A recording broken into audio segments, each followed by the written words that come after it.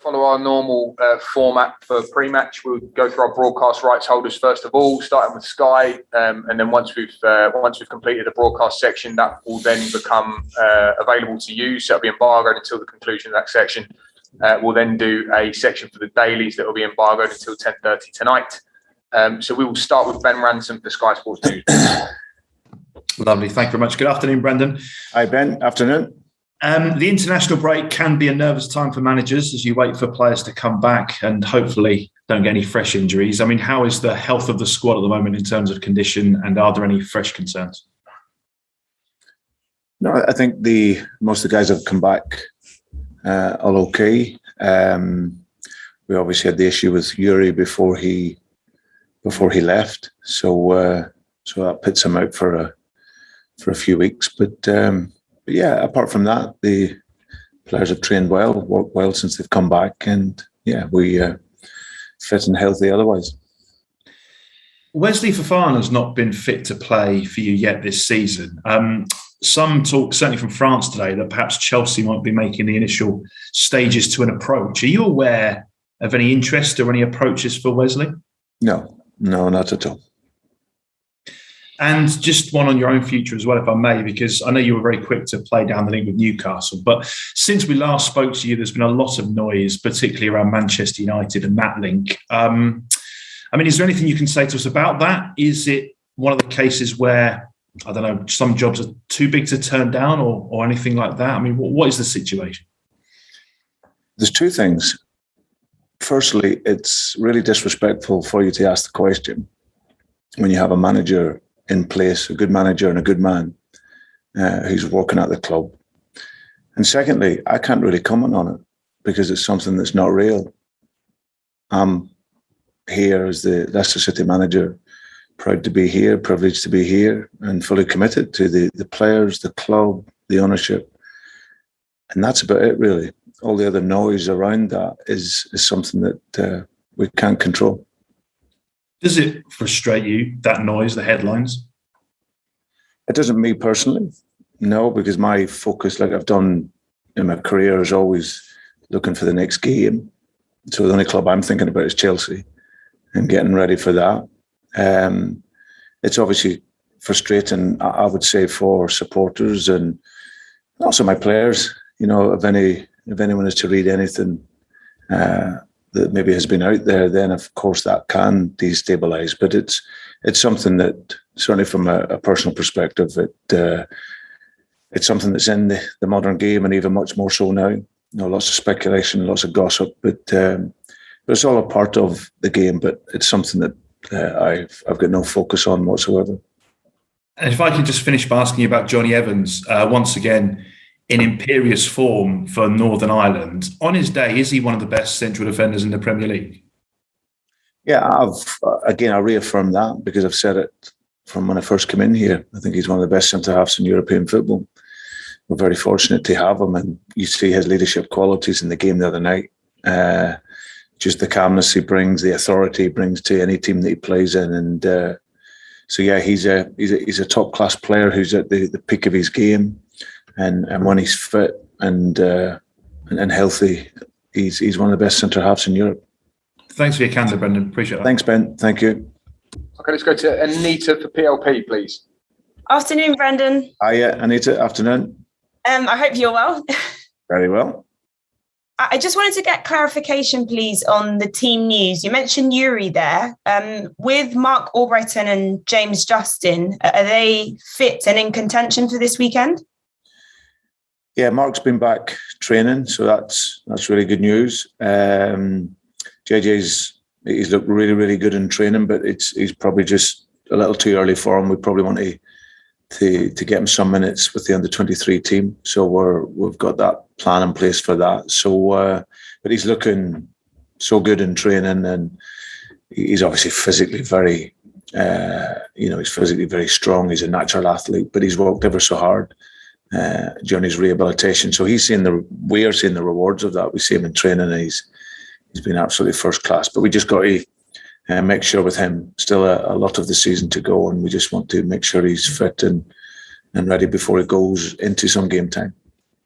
I wanted to ask how the international break's been for you. And has it been much of a reset, I guess, because obviously you had somewhat of an unsettled start to the season with so many key injuries. And now it seems that you're slowly getting more players back to fitness.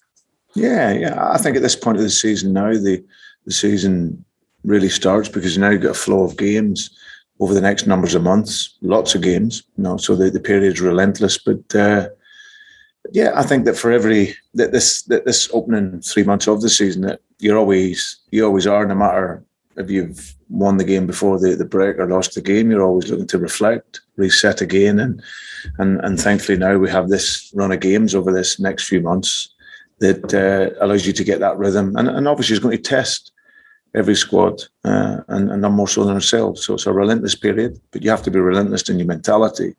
And that's what I'm looking forward to, seeing that over this next period of time. And that relentless period, of course, starts on Saturday against Chelsea. A side that you beat twice out of the 3 times you met them across all competitions last season. Chelsea go into this game having drawn against Burnley just before the break. I just wonder, what kind of challenge are you expecting this time round? Well, it's a big challenge because they're a fantastic team. I think Thomas has gone in and he's got them really organised and working well, and that culminated in obviously them becoming European champions, and they've started this season very well. So they've got an outstanding manager.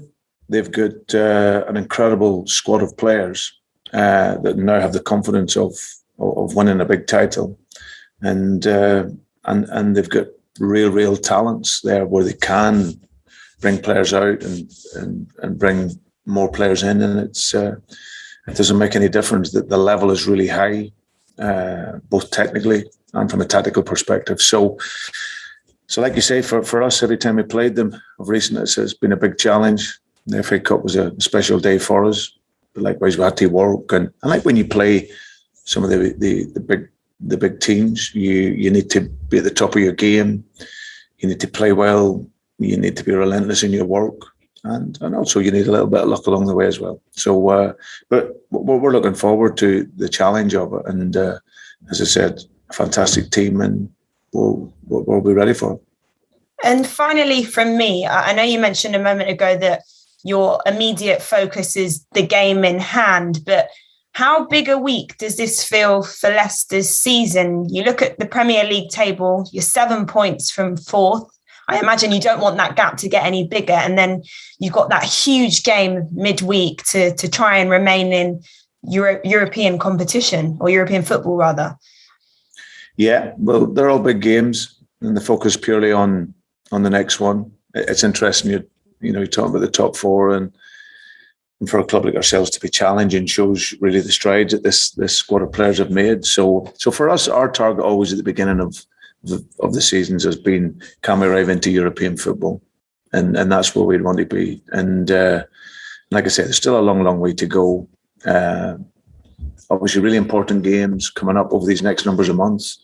But my focus really is on the next game, and that's our focus only.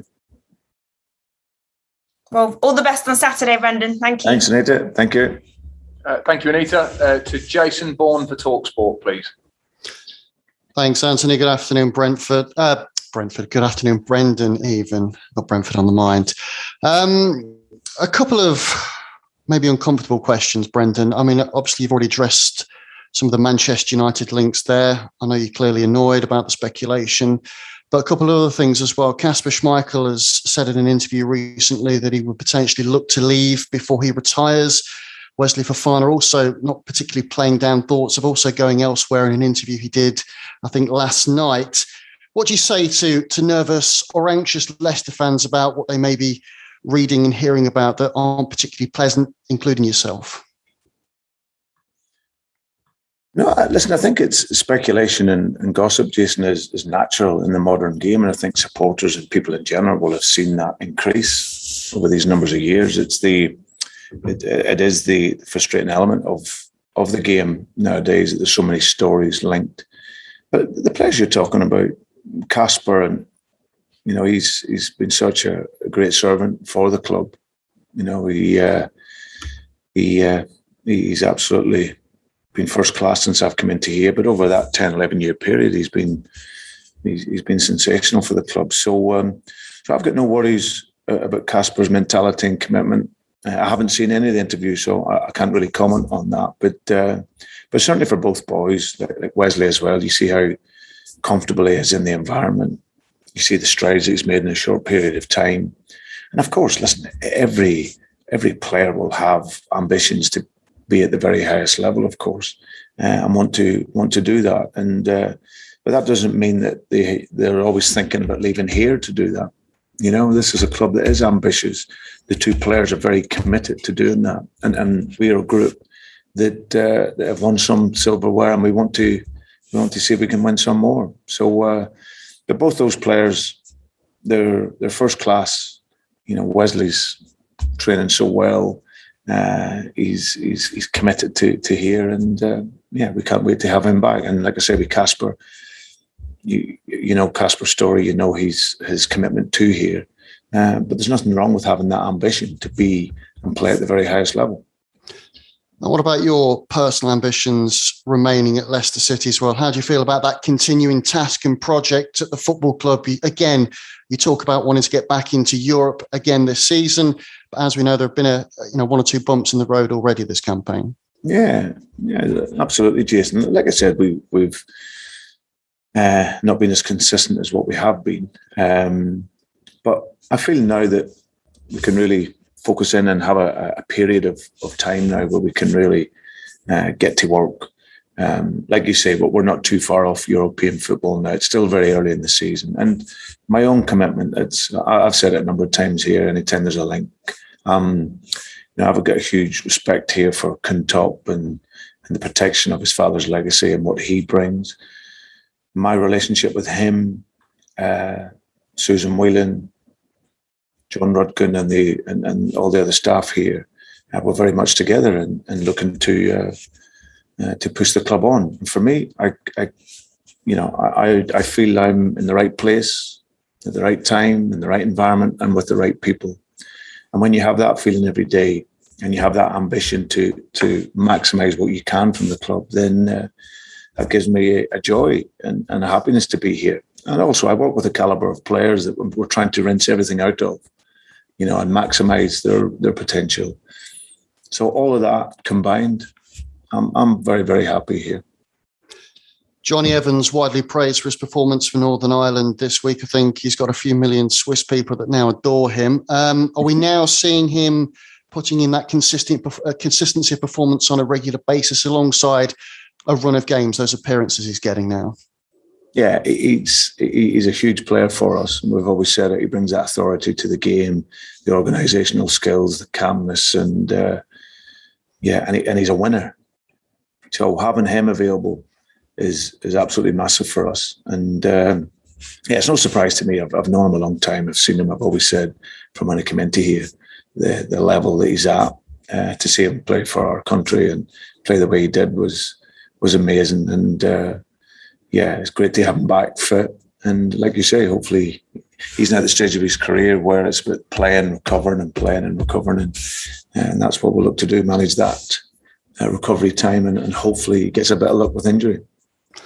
Just one on Ben Chilwell. I'm sure you hope he has a bit of a stinker on Saturday, but how do you view his performances over the last few weeks? Again, somebody that, of course, you know pretty well. He's been playing well and adding goals to his games of late. Yeah, he's a very talented player, Ben, and he was a great boy to work with when he was here. I think he's coming through the academy here and everything that he gave, and then obviously he's then moved on, and it always takes that little bit of time when you're going in. I said that to him before he left. When you go to, he's getting into that level and that expectation. That always takes a bit of time to adapt and adjust. But there's no doubt in his talent. And if you add a mentality to that, then of course he's a really, really good player. And like you say, he's playing in a more advanced position as a wing back, so it allows him to get in there. He's got good legs, good energy, so he can arrive in the box. And he's got a fantastic left foot. So hopefully we don't see that at the weekend. But I always wish him well. He was great for me when I was here, and And obviously the club done well as well when he moved on. Final one from me, and just away from this game slightly. Again, I know it's different because you managed in the Premier League before going to Scotland, but any advice for Steven Gerrard as he embarks on his Premier League management journey after coming from one of the big giants in Glasgow like yourself? Yeah, I think obviously Stephen has felt the time to move on. It's always a wrench when you leave, and I can only talk from my own experience. And leaving Celtic, I'd felt that we'd done absolutely everything we possibly could there, and in terms of winning trophies and breaking records and stabilising the structure on and off the pitch. And then you look then for the next challenge. So for him, he's obviously felt that. He's coming down to the Premier League, where it's the most competitive league in the world. It's a league he knows very, very well as a player. He now enters it as a manager, and he comes into another fantastic club that will have ambitions to be up and chasing European football. So he's felt it's the right time, the right challenge, and I'm sure he'll do really well. Cheers, Brendan. All the best on Saturday. Thanks, Jason. Thank you. Okay, we'll finish the broadcast section with Owen Palmer-Atkin for BBC Radio Leicester, please. Hi, Brendan. Hope you're okay. Hi, Owen. On Yuri Tillemans, I know you said a few weeks. Is that this side of Christmas that we'll see him back in action, or is it maybe a little longer than that, maybe? No, he'll be back before Christmas, yeah. Okay, good.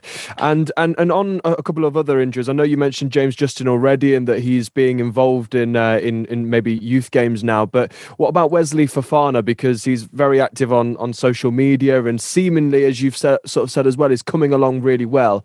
How far away is he from being back, maybe on the training pitch with the rest of the squad, and being maybe involved in a Premier League game? Yeah, I'm not sure the exact date yet, but certainly I was just watching him there out the window. He was doing that. He was rehab out on the field, and he was moving really well with our medical and sports science team. So he's building up his fitness. He's building up the contact with the ball. So yeah, it's just that progression for him. But it's great news. He's way ahead of where we thought he'd maybe be. He's absolutely devoted everything into his rehabilitation. And initially we were thinking, obviously, early part of the new year in January. So it still might be that he's still got a way to go, but he's doing very, very well. And JJ's one, like I said, in training, he looks like he's never been away. But we just have to be careful with injuries had.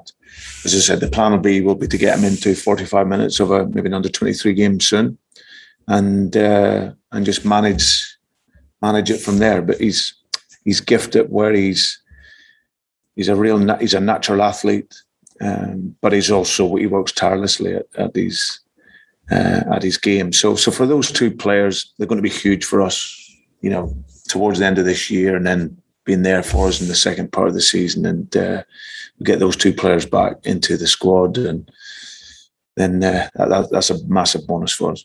Yeah, I wanted to ask about defensively, how much will they actually strengthen the side at the moment? Because they have that, and what you've described as that defensive profile that you like. Yeah, well, they're both players that are very athletically strong. They defend forward. They can deny space. They're aggressive. Obviously, in JJ's position, he can get forward. You see how he does that. He's constantly running. And he's a great defender in the 1v1 situation. And Wesley, for me, will be one of the top centre-halves in the world. He's 20 years of age, but you see the impact he's made already in the Premier League, and having a player like that, of course, will really takes your team to another level. So having those two boys back will be huge for us. Chelsea finished the season last season in fourth. They're now top of the Premier League at the moment. Where have the key progressions been in their game, in their style, that has allowed them to bridge that gap a little bit to Manchester City and Liverpool? Well, I think firstly they have an outstanding squad of players. I think the club have put together a selection of players that whether you take one out or put one in, it's really, really at a high level. So that's firstly, they bring in Thomas, and with the experience, he's been able to go in and synchronise the team, so they're very clear on how they defend. Like most top teams, you defend with a real aggression. They have that athletic ability to go and press the game. So they're really aggressive in that side, very strong in the duel. They don't give up so much, and they don't give up so much because they have the ball a lot of the time as well. The possession game is very good. And the overall, they're very, very strong. You add that, the confidence of winning the Champions League, then of course that gives you even more confidence and a mentality. So all in all, Chelsea have always been a club that have been, will always be challenging for the honours. They've been able to spend really well in the summer as well. You're bringing in Lukaku, who you just see the player that's come back into the Premier League different to the one that was here before, with experience now and titles and confidence. And so overall a real big opponent with an outstanding manager as well. So that mixed together will always give you a chance to be fighting for the biggest titles. And final one from me, Brendan. 12 games between now and the end of 2021. You've mentioned already it's a lot of games, but I wonder what the key qualities and sort of attributes are that for a player to make it a successful one and continue to perform at really high levels during such an intense next 6 weeks, really. Well, the next period, it's relentless, both in terms of games, but it has to be relentless in your mentality. That's what's key. The work will be hard, it will be tough, but the rewards can be there. And that's what you've got to do in this period. You've got to sacrifice, you've got to recover well, you've got to prepare well, and then you've got to give everything into the games when you're playing. Of course, like you say, there's so many games, and some of them are tight knit, especially in and around that Christmas period. But it's having that relentless mentality, that focus in on the games and your preparation, because it's what you do on the training field and also how you recover off that can prepare you for the games themselves. So it's great for supporters. It'll be great for us as players and staff, and we'll look forward to at least now a consistent run, and hopefully when we get into January we come out of it in a good position and ready to kick on for the second part of the season. Brendan, thank you very much, and good luck on Saturday. Thank you. Okay, thank you, everybody.